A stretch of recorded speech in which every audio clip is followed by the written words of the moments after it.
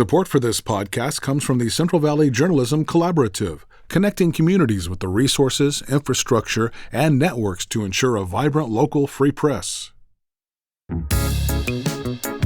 From KVPR in Fresno, this is Central Valley Daily. It's Wednesday, September 3rd. I'm Elizabeth Arkalian.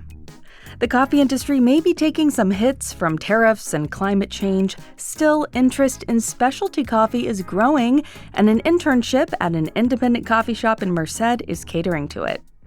It feels like home. It's like more like a hangout place where you can be yourself, you can express yourself as you are. Coming up, we will take a look at what this internship is brewing. But first, these headlines. A federal judge has ruled against the Trump administration's use of National Guard troops in Southern California. Associated Press Washington correspondent Sagar Magani has more. A federal judge says President Trump violated federal law by sending National Guard troops to the Los Angeles area amid immigration protests. The president federalized parts of the California National Guard and sent them to L.A. over Governor Gavin Newsom's objections. California sued, and a judge in San Francisco says the administration's action was illegal, though his order did not require the remaining troops be withdrawn. Last week, Newsom spoke up as the president floated more National Guard deployments to places like Chicago and Baltimore. This country needs to wake up to what's going on, and not just the authoritarian tendencies, but the authoritarian actions by this president. This cannot be normalized. Sagar Magani, Washington. The largest immigration detention facility in California is now operational in Kern County. KVPR's Crescencio Rodriguez Delgado reports. Officials with the private company CoreCivic confirmed to the Fresno Bee that they are now operating out of California City. The private prison company is using a formerly closed state prison as a detention facility that can house roughly 2,500 people. This is the third facility run by Immigration and Customs Enforcement in Kern County, and its opening marks a step forward by the Trump administration as it continues its mass deportation campaign. The facility didn't open without controversy, though. Groups like the Dolores Huerta Foundation have stood in opposition to the facility over concerns of mistreatment of migrants. For KVPR News, I'm Crescencio Rodriguez Delgado. California's community colleges lose millions each year to financial aid fraud, but they're now using AI to fight back. Our news partner EdSource reports that most of California's community colleges are implementing the technology to spot fake students. The tool looks for specific patterns like phone numbers, courses, and age information in application data. State college officials say the technology has doubled the detection of fraud. Residents in Bakersfield are sounding the alarm over rising deaths related to driving under the influence. A petition is circulating that seeks stricter sentencing for DUI offenders in Kern County. Matt Clark is an attorney with a law firm supporting the petition. He spoke with Bakersfield TV station KERO. You're more likely to be killed in a DUI wreck in Bakersfield, California than any other city in California. And that's an embarrassing statistic for our community. Clark says this year alone, there have been 23 DUI-related deaths in Bakersfield. That's nearly double from last year. A former member of the Fresno City Council and state legislature has died. Officials are mourning the death of Mike Briggs. He was elected to the Fresno Council in 1994 before moving on to the state assembly. Briggs founded the independent TV station Central Valley Talk, which still operates out of Fresno's Tower District. Briggs died of an aggressive form of cancer, according to his family. The city of Wasco is holding its famed Rose Festival this weekend. It's the first time the festival has been held since 2016, according to organizers. Wasco is known as the, quote, rose capital of the world for its large rose industry. Festivities start this Thursday with a pageant competition for the Rose Queen. A parade will be held on Saturday. The event this year will also feature tours of the rose fields. Does your vroom vroom no longer zoom zoom? Don't let that broken down old car collect dust in the driveway. Why not donate it to KVPR? It's easy. We'll tow it away at no cost to you. You'll get a tax break, and the proceeds will help us bring you the vital reporting you rely on. Visit kvpr.org/cars today. That's kvpr.org/cars to learn more about vehicle donation. And now to our main story. Climate change and tariffs may be shaking up the coffee industry, but young people are still abuzz these days about specialty drinks like lattes and macchiatos.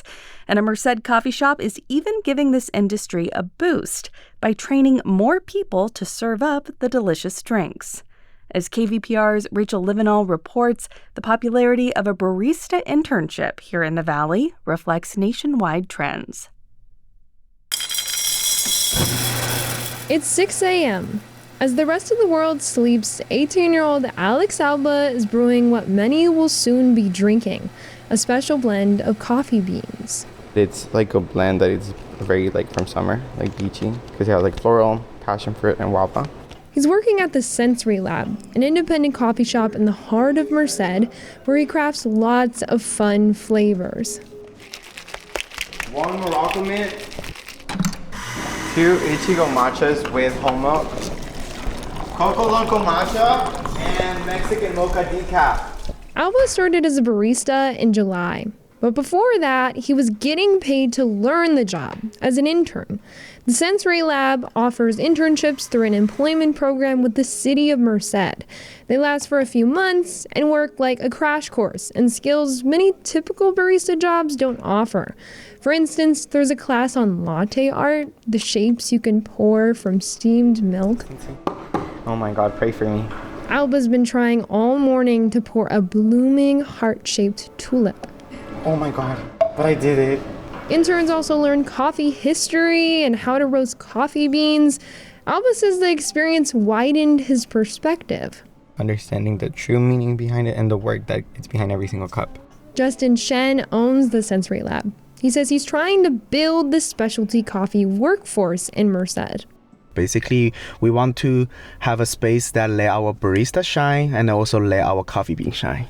Peter Giuliano is a coffee expert and has never heard of an internship like this before, but he thinks it can open up potential for more than the basics. It can also be the beginning of a really kind of amazing career in the coffee world. Giuliano is with the Specialty Coffee Association.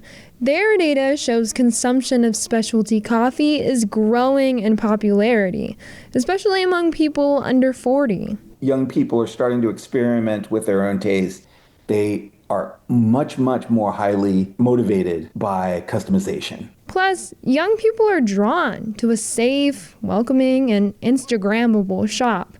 Jonathan Morris is a coffee historian at the University of Hertfordshire in the United Kingdom. We used to think students, they're easy, you go send them into the nearest bar. Now, we can't get them in the bars. We've got to provide the coffee shops. For Alba, the environment is nostalgic. He grew up in Jalisco, Mexico, where his parents would sip and connect at the local coffee shop. They make jokes that they would take 3 hours drinking it because they wanted to really enjoy it. Alba calls the Sensory Lab his playhouse, but also a community. It feels like home. It's more like a hangout place where you can be yourself, you can express yourself as you are. He expresses himself as he makes apple pie matchas for 2 customers. Alba whisks bright green matcha powder with hot water and milk, then adds an applesauce cold foam. He tops it with the graham cracker on the foam to make it like a pie. Finally, he plants an apple slice, blankets it with brown sugar, and grabs a blowtorch. The apple sizzles as it's bruleed to a crisp. The aroma of apple pie steams out of it. 2 apple pie matchas. Everything Alba's learned is on display. And it's tasty, too. For KVPR News, I'm Rachel Livinal. And Rachel joins me now to chat about her reporting. Hey, Rachel. Hey, Liz. So to start, I would love it if you could just elaborate on how specialty coffee is different from maybe, say, a regular cup of joe most of us are used to drinking. Yeah, so specialty coffee kind of has 2 different definitions. So there's one part of specialty coffee that really anyone has tried once or twice.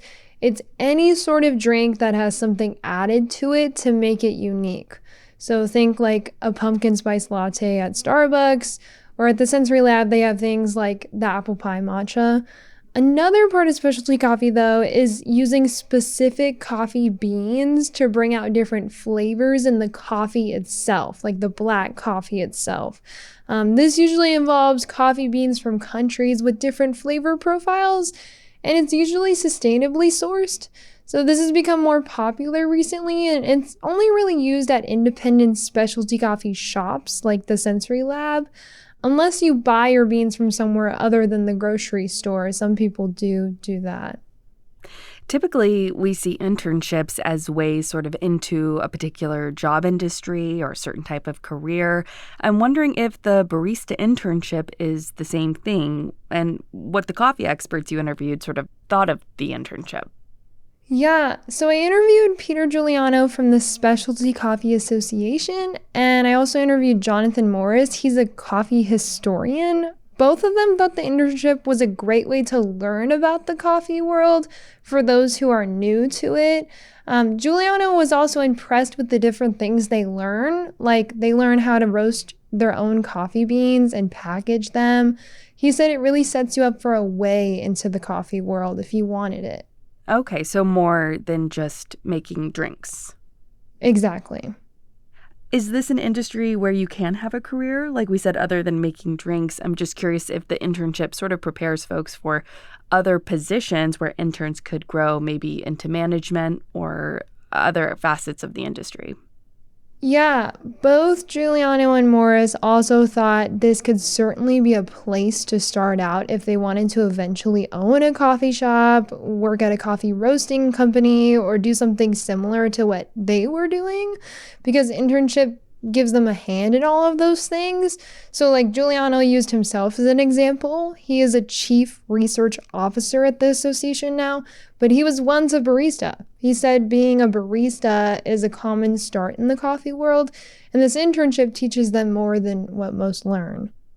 I love that. It makes me think it would probably help these baristas get acquainted with sort of the language of the industry and different ways to talk about coffee, which I'm sure has its own lexicon.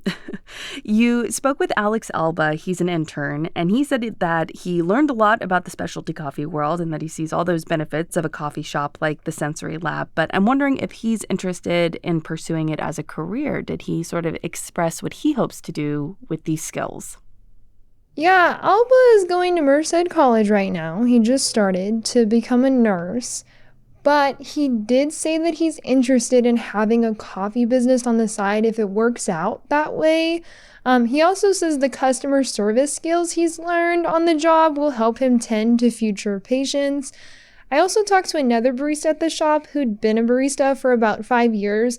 She said she has a pretty strong plan to open up her own shop someday. I think the Sensory Lab's environment and the owner lends itself to the possibilities of what the skills could give them beyond this starting barista job. KVPR reporter Rachel Livinal, thank you for this fabulous reporting. Thank you so much, Liz. I need a cup of coffee. And that is today's show. Today's episode was produced by Rachel Livinal, Jonathan Linden, and KVPR, with support from the Central Valley Journalism Collaborative. I'm Elizabeth Arkalian. You can find the latest local news anytime at kvpr.org.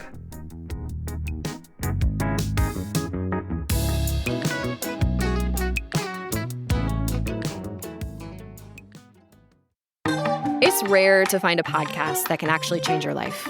But when the show's called Life Kit, that's kind of the whole point. I'm Marielle Segarra. 3 times a week on the Life Kit podcast, we guide you through a topic we could all use help with, from personal development to healthy living to managing your dinero, with takeaways so you can start living what you learn right away. Escucha el Life Kit podcast from NPR.